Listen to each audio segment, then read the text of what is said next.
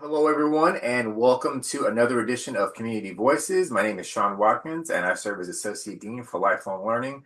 I'm joined with Angelica Gomez, who's our Program Coordinator for Lifelong Learning in the Office of Ministerial Formation and Advanced Studies. And we have a very special guest today in Sarah Leer. She came to our campus a couple of months ago to speak at Progressive Youth Ministry. And as is my custom, I like to go around and just listen to the things that are being taught on campus, and I was just amazed by her lecture, her webinar, her content, really, and discussion that was going on with the students. And as soon as she was done, she said, "Does anybody have any questions?" And I said, "Yes. Would you come and speak with us at Lifelong Learning? I'd love to have you in my department." And so she graciously agreed and said, "Yes, we're going to do some other things here down the road, but definitely wanted to make sure we had an audience with her." Super excited to have her share a couple of things about Sarah. She identifies as a queer cis woman. She's an educator and a practical theologian. She's a part of the PCUSA. But my favorite thing about her, she is an Old Testament prophet. I love folks like that. She enjoys speaking truth to power. So that always makes for a fun and riveting conversation. So by all means, Sarah, welcome to Community Voices. Tell us a little bit about yourself and the work that you do. Thank you. I really appreciate y'all.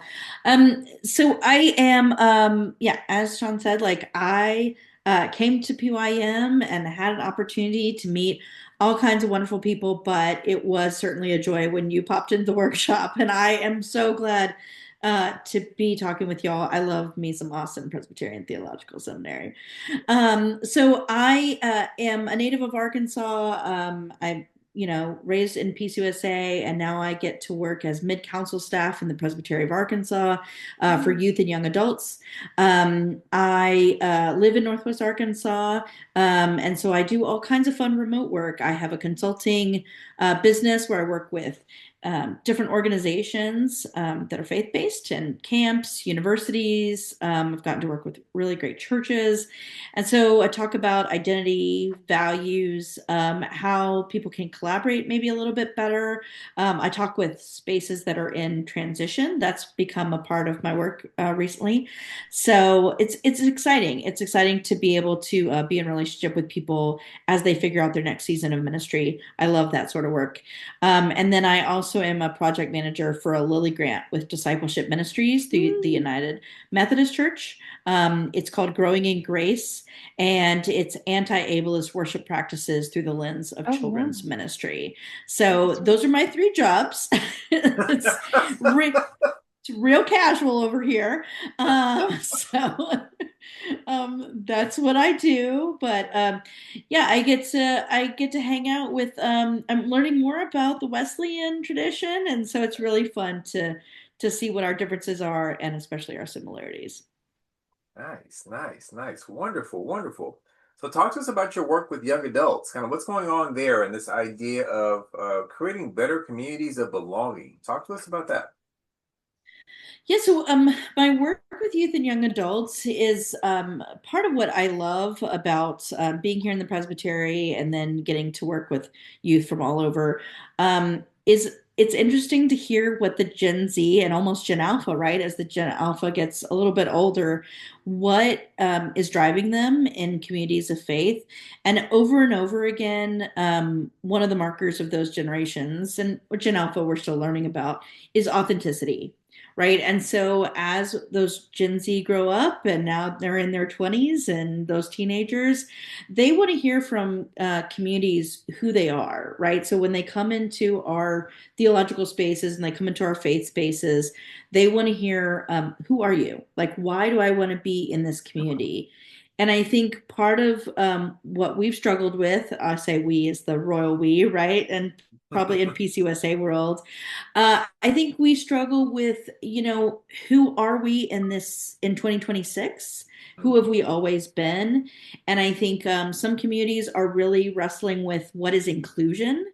And then I like to reframe that to what is belonging, right? So belonging is unique. It's one of those places where, as we're talking, and again, faith communities that I work with, when you have someone new in your space, I know the instinct is to say, like, oh my gosh, when can you come? We have potluck dinners every other Wednesday. Please come. Please be on our committee.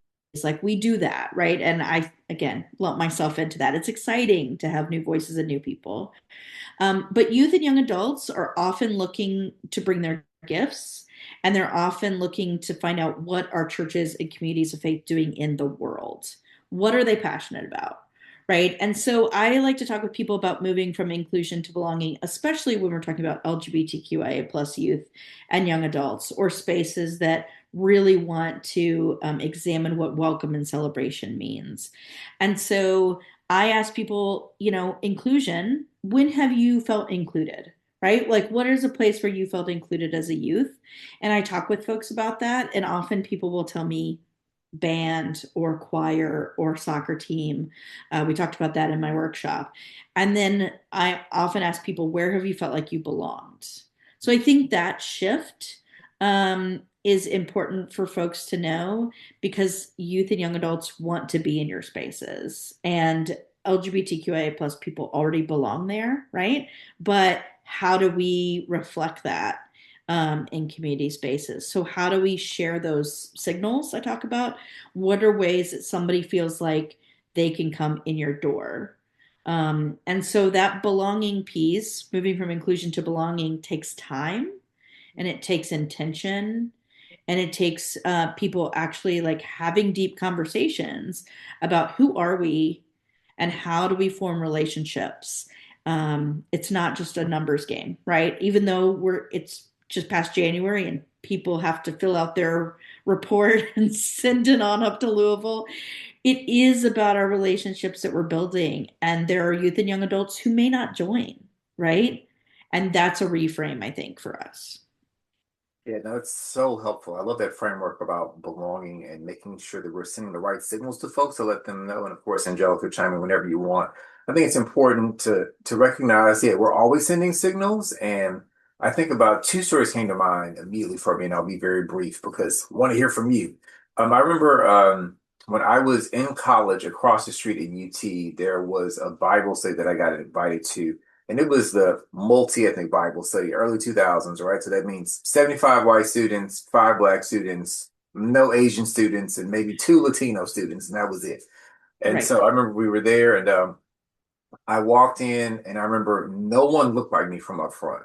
The speakers weren't white, the worship team wasn't white, the host or the MC wasn't, and so not that there's anything wrong with that, but that also meant I didn't get any of the jokes. I got none of the pop culture references. At that time, I'm going to date myself here. I had never heard of or seen an episode of Friends, so I didn't know who Ross and Rachel were. And so all like kind of the Friends references from up front, I was like, are these real people? Are they actual friends? Why does everyone know Right. this? Do I was they go to confused. UT? I know. Are they popular on campus? I don't know if these folks are. Are they the presidents? What's happening? So there was that. I didn't know any of the songs. I didn't get any of the references that the speaker was giving. I remember when the MC got up, I told this story all the time. He was like, "We're going to go outside this Saturday and play ultimate frisbee." And for me, being black and being from Third Ward in Houston, I was like, "We don't, black folks, we don't go outside and just throw a frisbee for 3 hours. Like, there's just, we're not going to do that." So, I mean, there was nothing there that sent a signal to me at all that was like, "Oh, they've thought about black culture or black students kind of coming into this space." It was very much leave your culture Right. at the door, and if you can assimilate to all of these things, then you're more than welcome to be here. But just so you know, this space is for us, and you're welcome to go along with us if you want to do the things that we want to. And so that for me was like, it Mhm. was a galvanizing, like, yeah, this ain't for me. And so a year Right. later, that same organization realized they needed to do multi-ethnic and ethnic specific ministry. They started a ministry for Black students, for Latinx students, for Asian and South Asian students, and international students. And they brought us Hmm. all together once a semester. And that really kind of cultivated a heart for us for multi-ethnicity, for diversity, for inclusion. And it changed the way that we thought. And so you fast forward a decade, I'm doing full-time campus ministry, and our staff team decides that they wanted to go to the University of Arkansas at Fayetteville to be able to plant new ministry that was there. We took a bus ride.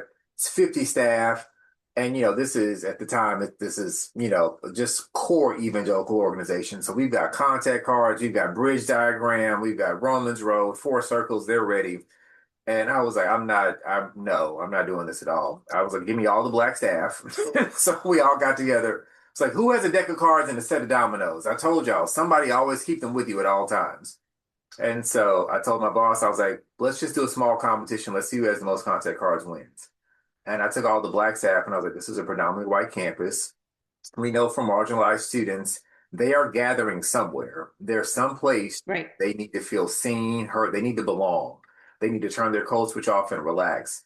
Our job over the next 3 hours is to find that place. And so we went to the cafeteria, went to the dining hall, and I just saw a group of black students over there. And I was like, who wants to lose at spades? Like, I'm a professional, sarcastic person. I was like, who wants to lose? I came to teach. Who's ready to learn? Well, that was it. Right. I mean, like the football team was like, man, we finna miss practice. Like they were just so excited to have older black folks on campus. And so we stayed and talked to them. They pulled out their phones. They texted the basketball team, the football team, the other black students on campus, the gospel choir. And so we stayed in one spot for 4 hours. And when we came back, it wasn't just the black students, but it was the white, the Asian, the Latinx students, the folks that had hearts for diversity and inclusion in different cultures. And so by the time we were done, there were just five of us that were black staff, but we had over 500 contact cards. We had more than any other group.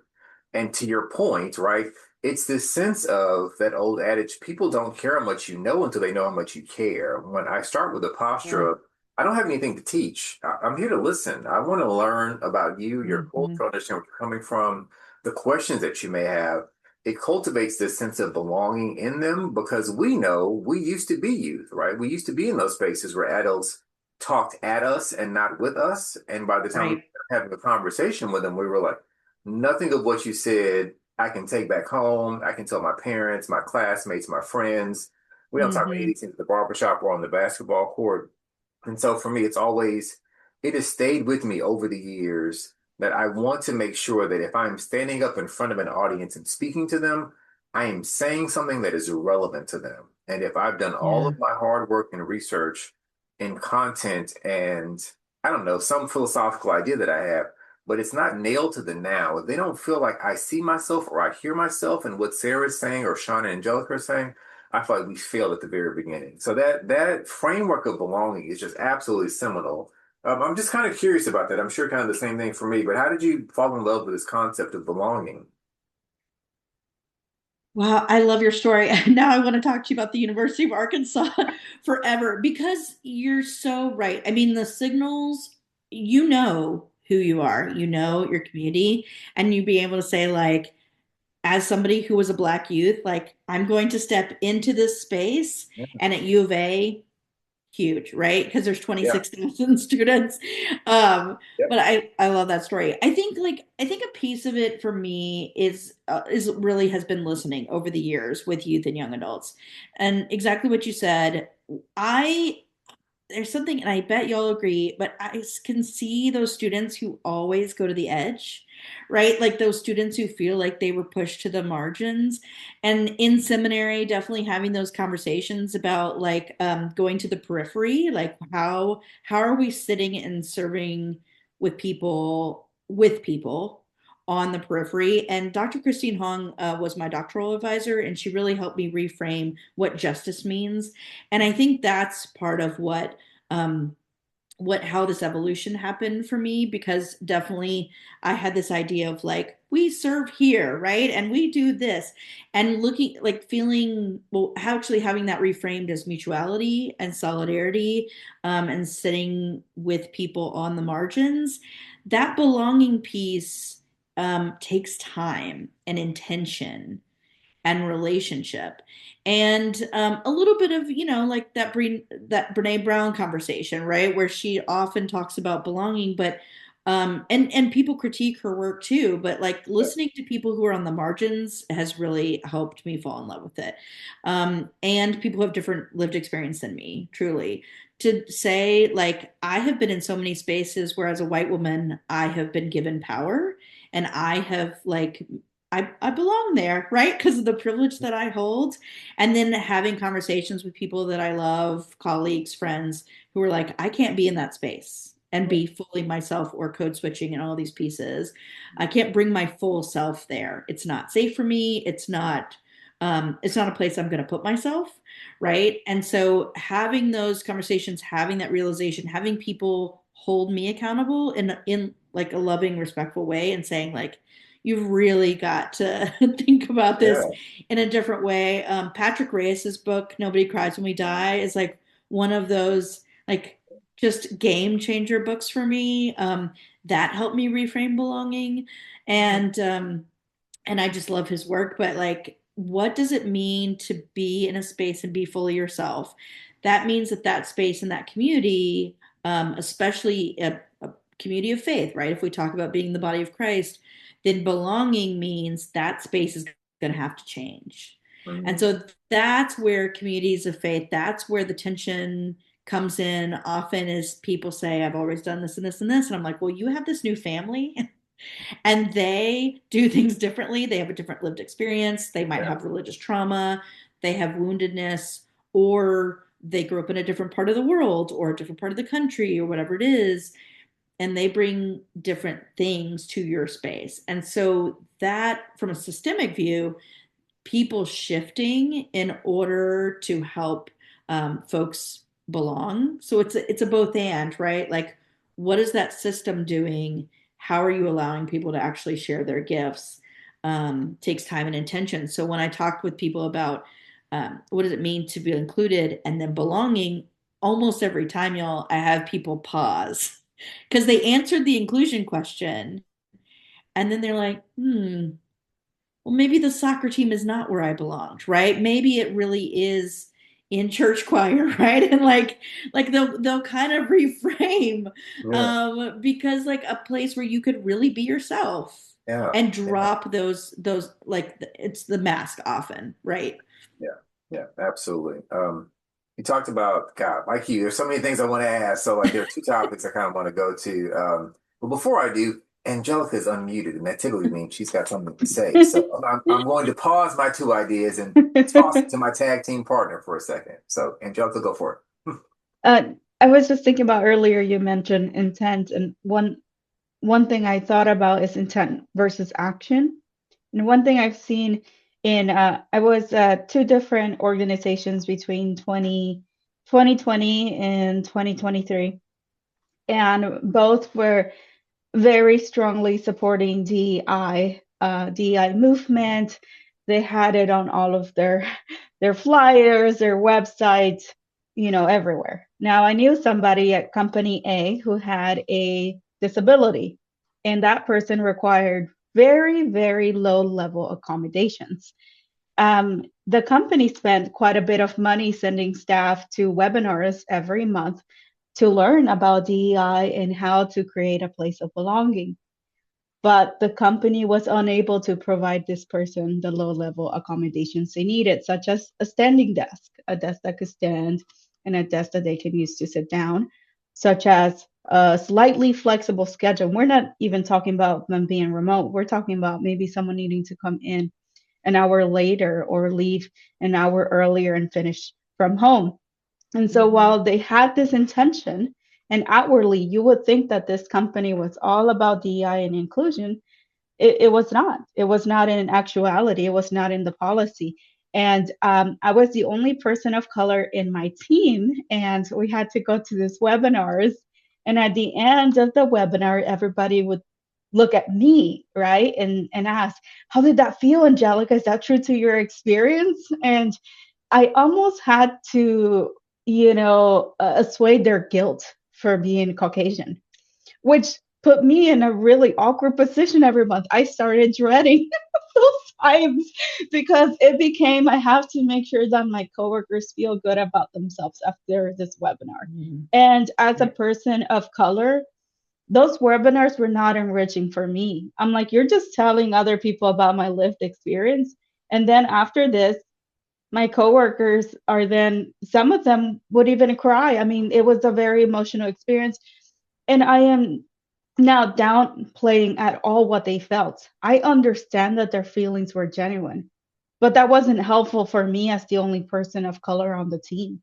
It was actually a really awkward experience, and I actually did not enjoy working there because it just became a little weird, to be honest. And Right. so I moved on to another company, which I really enjoyed working for. And then this company, again, was really big on DEI. We had it all over our flyers. We had stickers about how we support the queer community, how we support accessibility. And one time during a meeting, I brought up the fact that none of our entrances were really accessible, and that we didn't have accessible doors, and that accessibility went beyond stickers and flyers and putting rainbows on things, and that it really needed to be lived, and that I did not see that being lived in at the company. And things got really quiet. And I understand that it is so much easier, and it feels so good too. I know it feels good to have it all over your website and to have it all over your flyers, and to have stickers that say you support a certain cause. And then to really move from intent to action is hard, because then you have to spend money. You have to be in places that are uncomfortable for you, right? And so I am curious to know how, maybe within your work, or if you've seen how a company, how a group, how even, for example, for us as lifelong learning, the seminary still is a mostly white space. And we are trying to move towards a more welcoming space for students of all colors and denominations and backgrounds in general. And even as an individual, right? I mean, as a person of color, of course, I'm comfortable around other people of color, but I also want to make space for people that, might have grown up in a place in the world that they don't have people of color. In high school, we had an exchange student from Germany. His name was Thomas. And whoa, was it a cultural exchange for Thomas, because he went to high school in Houston, and my specific high school was mostly African Americans and Hispanics. And his world was turned upside down. And we had to learn a lot about how to make that space welcoming for him.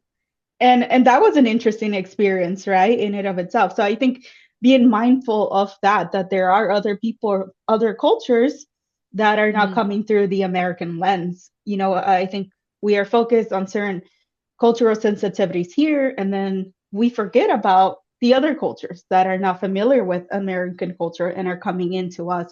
And even us as people of color, as queer people, or however we identify, there's still work we need to do to provide that space for others. Oh, yeah. Yeah, Okay. absolutely. Let me piggyback off of what Angelica was saying too, because I think it was spot on. And first of all, Thomas, if you're watching, Guten Tag, good to see you, brother. Don't know you, but hope you do. Like, if Angelica forwards it to you one day on Facebook. Yes. All right. So, brother came from Germany to Houston. That would be a culture shock. Clutch the pearls. I think, Sarah, your earlier points, and I think what Angelica talked about as well too. I think you both named something that I thought would be an excellent, I think, kind of segue too. And again, it's building off of what you both mentioned, this idea of both compartmentalizing and power. I think Angelica and I both shared, actually, all three of us have shared, I think how we were all raised, both, yeah, just kind of growing up in the States, Angelica, both Honduras and the States, and then also, I think, how we were also trained or exposed to faith. It just was compartmentalized for us, right? As a cisgendered heterosexual man, race and even, yeah, I think sexuality, even those were separated from faith, right? It was just be absent until you get married. Read all of these racist, dead, slaveholding theologians. Isn't this wonderful? This applies to your context in the hood in Houston. No, none of it does at all, right? But it's all compartmentalized. And then I think when we introduce issues of gender, right, for women, or if we introduce sexual orientation, the LGBTQIA plus community, clearly that's been compartmentalized.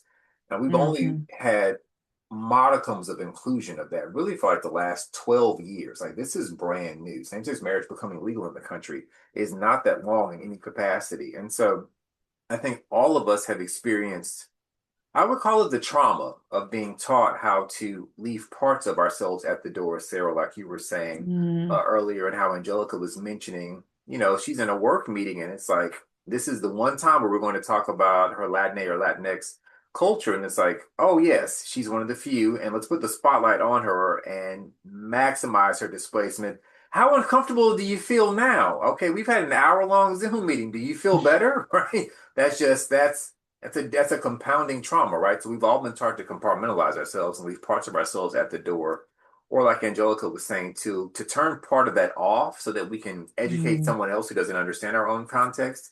And that compartmentalization really is combined with power, right? Because those of us who are labeled, we don't pick those labels, right? Someone else or something else that has power tells us where we are and what we're not. They tell us how we can and cannot show up. And so I think as we hmm. think about youth today, talk to us about I guess, either the dangers of compartmentalizing faith for youth or kind of what we're seeing with Gen Alpha, where they like have zero tolerance. If you're not having a holistic approach, if you are not affirming and talking about Minneapolis and ICE and confronting this presidential administration in your introduction, they want nothing That's to right. do with you, right? If it's not on your shirt before you start, and then also, well, too, this conversation about power.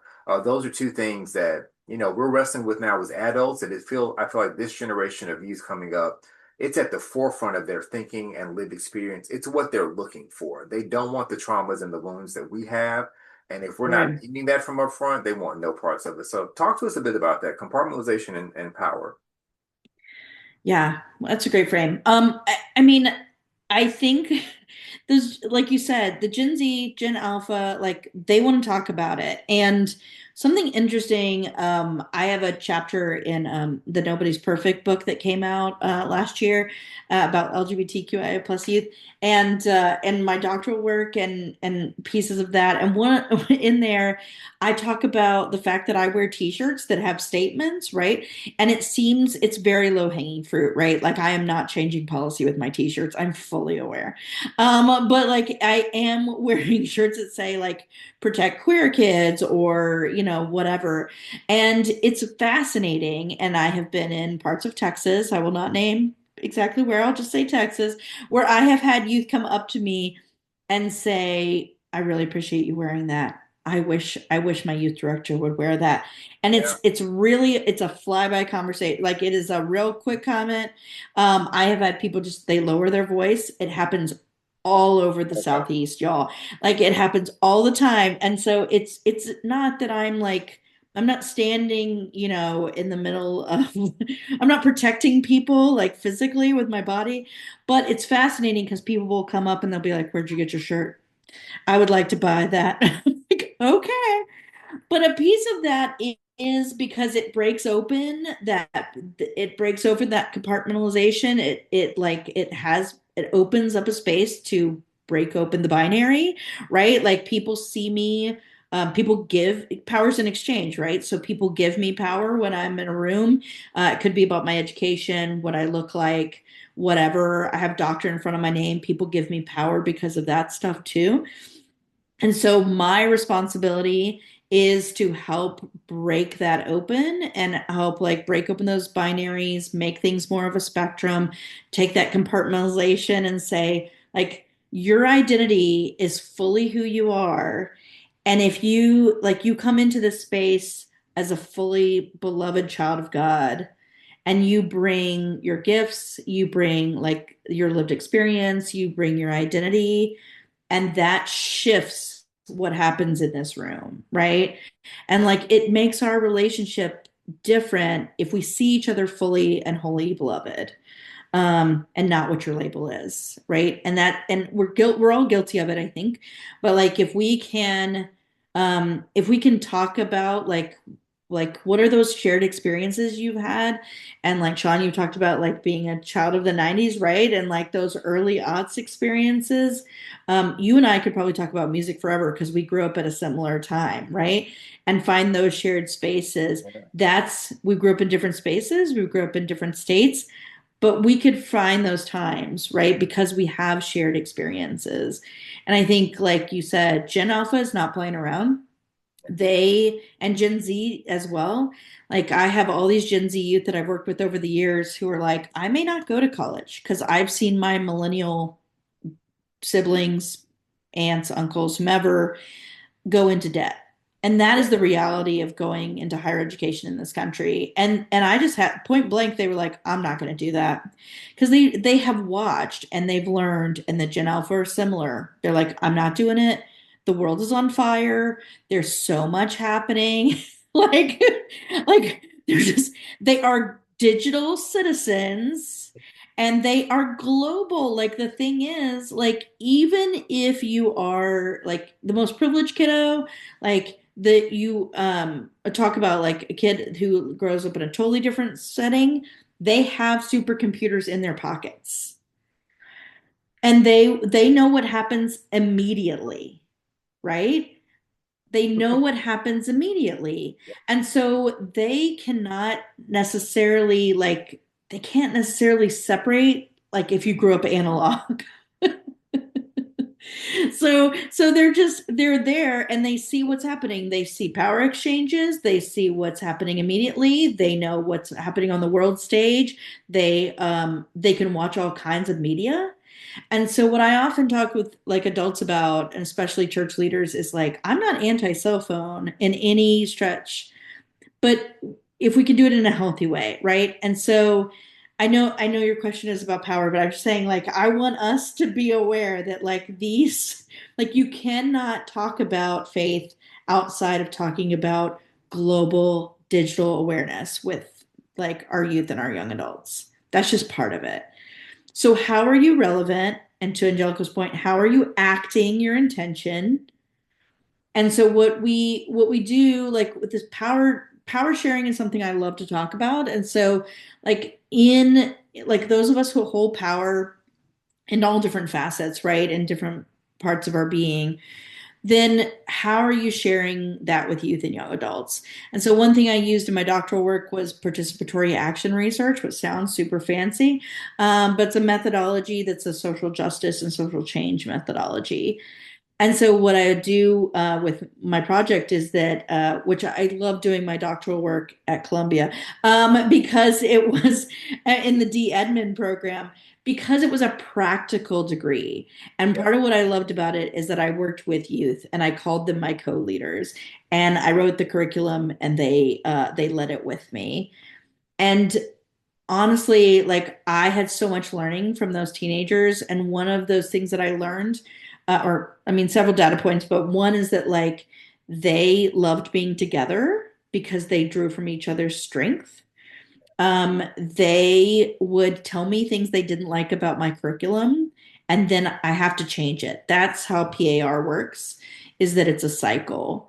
And then I find that in real life, right, when we have youth on committees or teams, they'll say what they don't like, or they'll say something that doesn't like fit with their lives or their lived experience. And the adults in the room, not all the time, but often will be like, okay, that's interesting, and then stay on the same course. And so then 5 years Been to later, that seminar before. Yeah, so that's wonderful, Sean. So anyway, as I was saying, because I'm not changing, I've heard it my whole life. Yes. your whole life.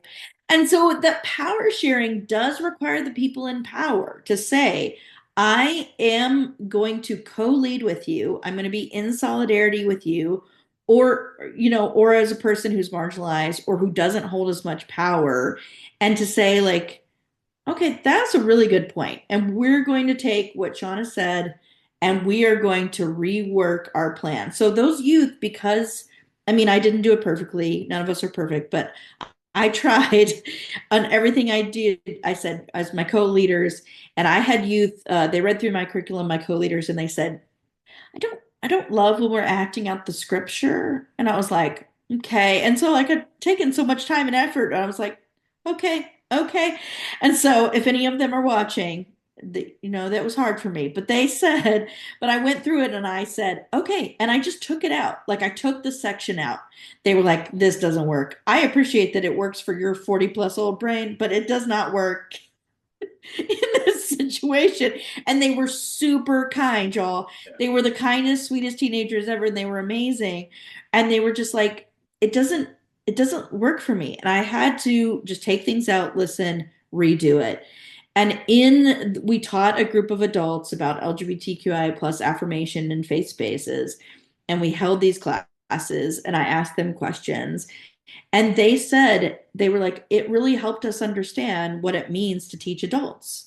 And they talked about slowing down and they talked about vulnerability and like belonging requires vulnerability, and they had to be more vulnerable, and they had certain estimations of what the adults wanted to hear, and they had to rework that.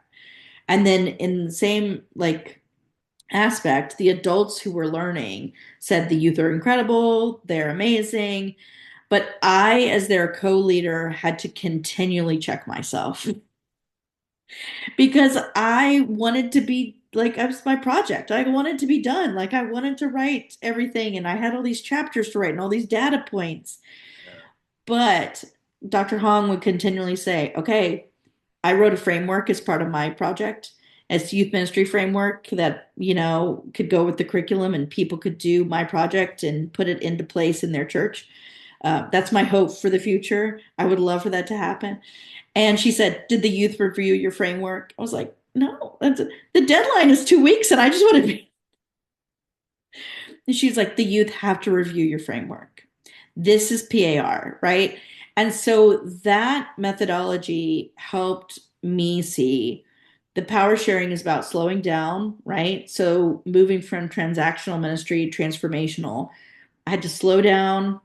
The deadlines can be shifted.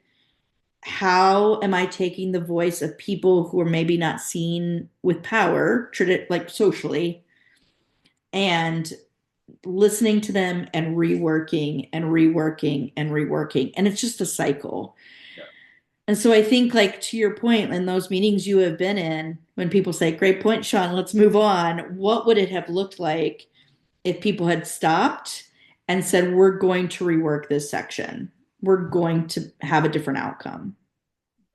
Absolutely. I was thinking about that as you were talking about this in the context of being a parent, as a millennial who is a parent to a, I don't know if he's Gen Z or Alpha, to be honest. Probably Alpha, yeah. I don't keep track. Yeah. But yeah. I'm not doing youth ministry, but I am in this space where my husband and I were both raised in environments where our parents were the ultimate rule, so authoritarian households, and we did not have an opinion about what happened, what we ate. We just showed up and existed. Hey, no shade on them. I know that they were doing the best that they had with what they had, right? But my husband and I, we grew up in a different era. We didn't want to parent the same that our parents, the way our parents parented us. So we're kind of figuring it as we go because we're not trying to model that parenting style. Right. And I feel that sometimes that's not really talked about when you're trying to parent your child very different than you were parented, and there's not a handbook to do that. We actually we had this conversations and we call it the playbook, my husband and I, this made up handbook that we created for ourselves. And there'll be situations when things get tense at home and he'll be like, remember the playbook? And the first time he said that, I was like, what are you talking about? He's like, oh, I was like, okay. But one thing we taught our son is that he can voice his opinions out without being reprimanded, because we want him to feel safe. And I think we've done a good job of creating a safe environment. Well, now we have a very opinionated 10-year-old. Yeah, you and do. He does not hold back. So now we're having to teach him how to say truth in a kind manner, and I remember one time I was, my husband and I were having a discussion of, because of our parents and their backgrounds, our opinions came off as disrespect to them, but it wasn't that. It wasn't disrespect. We were just curious about the world. Like maybe I wanted to know why we were having spaghetti for the third time in a row, which that's a lie. I grew up in a Hispanic household. We never had spaghetti 3 times in a row. We did have... You're like, whatever the equivalent was. But my mom, after a long day of work and all this, she felt disrespected by me. But I was just genuinely curious why we were having, that whatever meal was for the 3rd time in a row. And shifting that to my son and our relationship, and really trying hard not to feel disrespected or even disappointed, because we have given him the space to feel that he can speak his opinions and he can feel safe speaking those opinions. But Hmm. that is hard. That is hard because, as you It's hard. mentioned, you work towards something, and then we've told them you have the freedom to change your mind. Well, he does, and sometimes he changes it, and we're like, oh, we're actually not hoping you were going to do that. But I think that power sharing that we are trying to model with him, and I do think, this is just my personal opinion, no research was done on this, that it is more difficult nowadays to be a teenager than ever. I Oh, yeah. mean,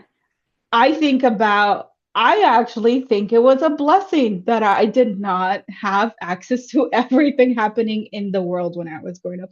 Not only It's that, but so I hard. didn't have access to other people, and that other people did not have access to me in the same way, because it gave me this Mm, type of break from the world, from myself, from what happened at school. But nowadays, that is everywhere. And I think that's what I'm seeing, with my son. He doesn't have a phone yet. And same as you, we're not anti-phone, but we are very mindful of what's going to happen once we give him a phone, and that once right. you give him the phone, we can't really take it away, not in the same way. You can put rules and boundaries around it, but we know it's going to open a whole other world. Um, and that's a current conversation. What's the right age for him to have a phone, right? And we've had Oh, open right. conversations with him about, we feel that right now is not the right age, right? And we want to protect you from this. And even in that, it's a power sharing. And maybe we're like, well, maybe you'll get a phone when you're 11, but it will be what we call a dumb phone. Like you can make calls and text messages, but no internet. Um, and Right. and I think in that power sharing, in that context of home, it, I mean, I've done college ministry, and sometimes it did feel like parenting, because you're trying to guide this group of people that God has placed under your care, that your church has placed under your care, in a way that they will flourish, right? But instead Right. of one child or two, you have so many from so many different households and so many different backgrounds, and you're trying Right. to create one space for them to belong. And then the challenge of that, and and I applaud you for being able to take that feedback and make the changes, because it is really hard to go from intent to action. And I think there's a lot Hmm. of ego death that happens as Oh. an individual and needs to happen Hmm. in order to go from intent to action. And I think that's where a lot of us probably get stuck, right? For that transition. Right. Me, piggyback off of Angelica, as usual. As you can tell, we have a lot of fun in our office. We laugh at each other and with each other all the time. Very We fun. have fun. Let me piggyback off one more time because I want to give the remainder of the time to you, both in response to our thoughts and any other concluding things you want to be able to share. As usual, I love what Angelica was sharing too and kind of naming something that I've been sitting with. I am 43. I'll be 44 this year in 2026. And so as I am in my 40s, which is very painful to say because time has flown by. But I love what Angelica was saying too, in terms of trying to figure out the frameworks for how do we parent differently than what we experience, right? We're making this up as we go. We don't have a blueprint for this at all. Right. But I think also as well too, I particularly love what she said about, and I'm wrestling with it too. I think for the Gen Alphas and the Gen Z folks, what we need to recognize, those of us in our 40s and 50s and 60s, is this generation coming after us, they are growing up in a very different world. Like, 100%. like for us and when I was a kid, I was the remote control. Like that, there were no remote controls. I remember when those came out. I had to go to the TV, turn the knob, the top one with UHF and UVF or whatever it was, and then turn the knob to get there. We were the phone directories. If you were a kid, you memorized all the phone numbers for your parents and I was grandparents. just talking about that today. Like, I have no idea anybody's phone number. It's a foreign concept to this generation. They all have smartphones. They've got Yeah. 8,000 numbers in their phones. And so I think what scares me is that older folks are like, we've got to make sure we're protecting these things. It's like we were the remote controls. They have artificial intelligence. Like that was science fiction. That was Star Trek when we were coming up. Now it's normal. And so I think to recognize that it's a completely different world. And so like Angelica was saying, it's like we didn't get a blueprint from this from our parents. They didn't know, we don't know, and also this generation coming up, they will be on the earth longer than us. They're gonna Yeah. outlive us prayerfully. They'll outlive us, right? And so, how do we have a Hmm. conversation with them about the wisdom that we garnered, the things that we learned, the things that we didn't learn? For my doctoral research, I'm a fourth year PhD student, and I'm examining Black faith, culture, and ethics from civil rights to BLM. So 1950s to like the 2010s. And then what Ooh, started for I me want to kind of read was that. messaging on the shirts, right? I remember when Black Lives Matter was going on. Remember, I saw a protest. I went to Ferguson for the 1 year anniversary of Michael Brown's death. And there was a black woman that was there, and she said, "This ain't your grandmama's civil rights movement," but it was on her shirt. And I was like, "Yikes! Good God, girl, you don't have a black grandmother. That would get you popped in the mouth and a shoe and a phone thrown at you." Yes, no CPS. It was legal. But like, yeah, wasn't legal, but it was ethical. It was culturally right. All right. So, but like we never would have said that before. And I was like, what's going on? And in the black community, um, youth aren't listened to.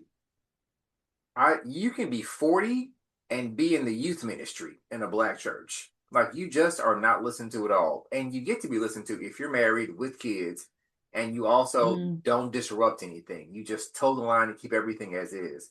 And so now hmm. Gen Zs and Gen Alphas, they're not listening. They're like, we got our own thing, we've got our own resources. We will listen up to a certain point, and then after that, we're out. And so I appreciate Hmm. Angelica and her husband's posture to be able to say, here's what we've learned. Here's what we know. Here's what we don't. Let's figure this out together. So I think Right. as we draw to a close, I'm curious as we think about part of this participatory action research.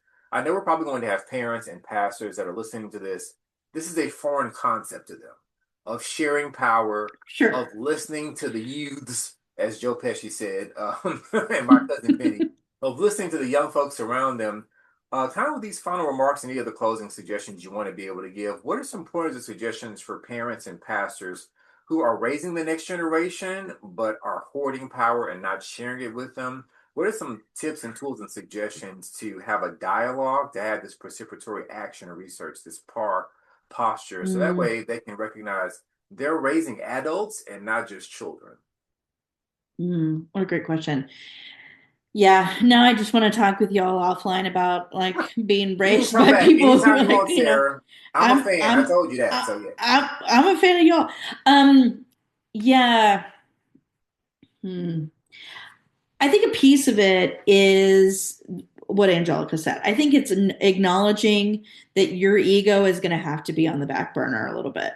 It also requires vulnerable space. You to be vulnerable as an adult along with the youth. There does need to be a relationship there. So it's either, if it's not your child, if it's in youth ministry or young adult ministry, like there is need to be, there's trust there, right? Respect, trust, mutuality, in order to do this, right? And so like I think about like youth serving, like if you have like a youth elder, right? Or serving on a, committee, congregation, whatever. And often people will say, well, we have a youth on that committee or on the PNC. And so my question is, are you actually listening to them? Right. And so that's where you do have to put your ego aside and whatever, if you have a thought about where you want this to go or program to go or what pastor you want to call, um, if you're going to have to put that like aside, right?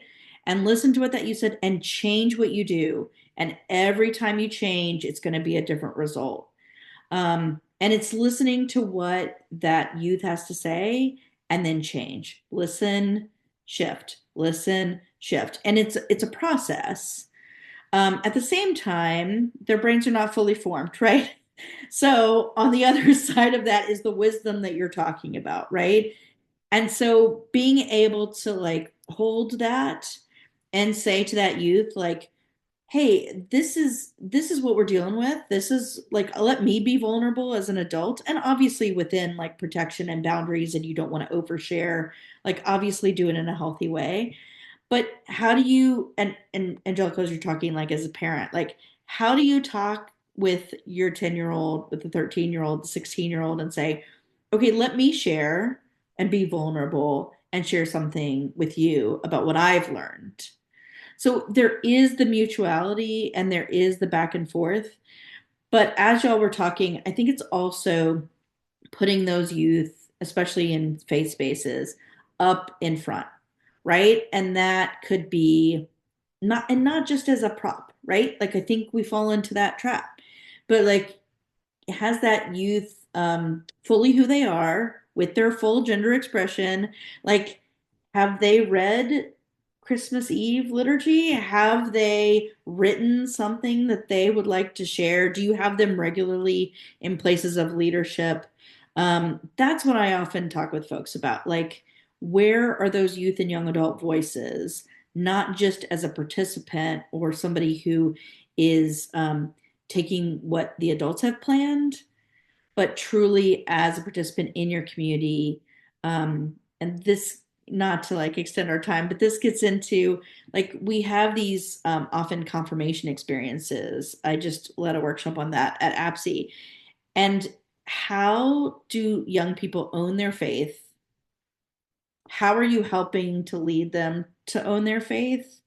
And as the member of the body of Christ, like they need to know things about their community. So, like one example I give people, and this might be a helpful closing thought, is like when you're talking with your youth and you have, maybe one or two confirmed, or maybe they're on their way to that, maybe they're a little bit young for it, whatever it is. Often people will say, well, we have fellowship lunches and we have dinners and all this kind of stuff. And I'm like, in the kitchen, said this to several consulting clients. I'm like, how there's like that one cabinet that doesn't exactly close, and how the hot water you have to like hit it 3 times, and there's that one pitcher that is the best for lemonade, and these other pitchers suck for lemonade, and there's a good ladle, and where the good ladle is because you've been in that kitchen for 12 years and you've led all the luncheons. And usually people will nod with me, right? They're like, yeah, I know exactly what you're talking about. And you're like, okay.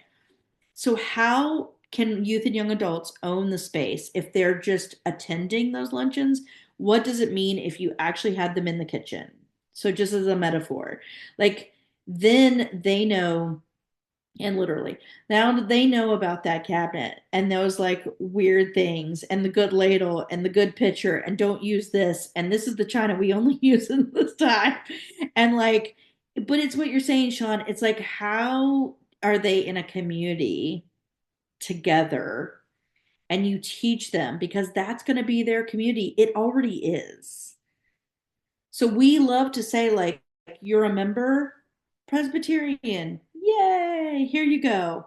But like, how are they not just recipients of that beautiful luncheon, but then they also are active participants? Because I've seen youth who you taught them how to wash dishes or cook or be part of the luncheon, and then later they're really excited to help. Right? Because, and I know that sounds weird, but it's like, I did a confirmation retreat here in Arkansas. I had a group of youth. They wanted to keep, we cooked together and washed dishes together. And we were doing some life skills as well as confirmation. And they washed dishes. And this one kid, I said, you don't have to keep washing dishes. He's like, I'm good at it. Before that weekend, I don't know that he had washed a dish, but he was like, I'm good at it. I like doing it. I'm going to keep doing it. I was like, perfect. So just like, how do we bring our youth and young adults into our like metaphorical and literal kitchens? And like, how are we members together in this community of faith? Like that's what I want people to be thinking about. I love that, Sarah. I actually read this somewhere where in helping children build resilience in a place that does not have trauma, one of the best ways to do that is to include them in your day-to-day life, but not, I mean, making it fun. My son, we started including him in dinner prep, and he'll cut the cucumber, and we started baking together. He'll just put the eggs, and it's something he enjoys. Now, is he going to cook a full meal? No, but he actually makes his own ramen now. And the other day his friend came over, and I was like, oh, you want me to make you guys ramen? And he's like, oh no, he's my guest, I will make ramen for him. I will And I make mean, it. that's been like a huge change from last year. And we literally started implementing that this year because I read it Yes. somewhere that is a way in which we can build a sense of community, especially as he gets older. I've been reading a lot about when children become teenagers, there's almost this pull that happens from parents, and even from the community, because they're trying to find their individual self. And Yeah. then the community and the parents will pull away as well as a reaction to that. And Yeah. then both parties end up feeling rejected, right? And the way to kind of build a bridge is to bring them into your life, whatever that might look like. For us, it's we cook every night. And my husband and I usually did it together, but recently, like I said, past few months, we started involving our son in really small tasks. And it's just, hey, we're gonna do this together, and then he does it. And during that time, he will tell us all these random stories about school, about his friend, this thing that happened. And it's a very natural way for us to almost check in with him without literally sitting next to him being like, how are things going in school? Tell me all about your friends. And it's felt very natural. So I really love that metaphor of being in the kitchen. And it's surprising, right? And like that youth who told you he liked, I mean, yeah, you wouldn't have known that they really enjoy dishes had that not been the case, and you placed them there. But another thing I was thinking about is they probably didn't do it the way you liked. I mean, I think about when my son is helping me cook. He makes a mess. He helped me peel potatoes last week for mashed potatoes, and he completely made a mess. Yeah. I did not say anything. I was like, amazing, honey. I was like, afterwards, just clean it up. I wasn't like, oh, you made a mess. Oh, actually, I don't want you to do that potato. Because if I had reacted like that, I really believe he wouldn't have wanted to do it. But because I left him make the mess and do his thing, he felt really proud. And during dinner, he was telling his dad, oh, I helped peel the potatoes. Did I do a good job? I did, huh? And that was really good. But again, it required me to be a little uncomfortable because I clean as I cook, right? And in that moment, once we started involving him in helping us cook, I don't clean as I cook anymore so that I can provide that space for him to make a mess without feeling pressured to have to be cleaning up right afterwards, because that's how I do it. Again, it's not right. So I have literally experienced that as well in my kitchen. I love it. I love it. Yeah. And that's part of identity formation, right? Like in that, because your son's in late childhood, right? Early adolescence, like in that kind of human development phase. And so that's all identity formation. So you're doing it, right? You're doing it. Absolutely. I love it. That's a great way to be able to stick the landing for the folks who are watching, both pastors and parents. Real-time expertise from real-life experts, from Dr. Sarah Leer and a wonderful parent and program coordinator in Angelica Gomez.